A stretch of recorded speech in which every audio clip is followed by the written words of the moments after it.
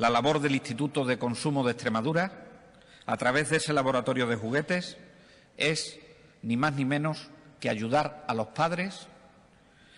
a saber elegir un artículo de juego que sea seguro para sus hijos y sus hijas. Las Navidades, y de ahí que lo hagamos en este momento, son un momento especial para que entre todos consigamos este fin. Recomendamos a todos los consumidores y consumidoras comprobar el etiquetado de los juguetes. Es importante que el juguete esté identificado tanto en su marca comercial, que esa marca comercial esté registrada y tenga el símbolo de registrada,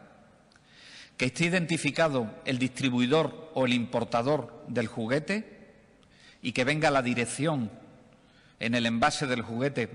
para que se puedan realizar las oportunas consultas al respecto, que vengan las instrucciones de montaje o de cambio de las pilas, recomendando siempre que sea o realizado o con la ayuda de un adulto, que no lo realice el niño, que en el etiquetado del juguete venga el marcado de la Comisión Europea, que indica con las siglas CE que cumple con las exigencias europeas, que venga una advertencia de la recomendación de la edad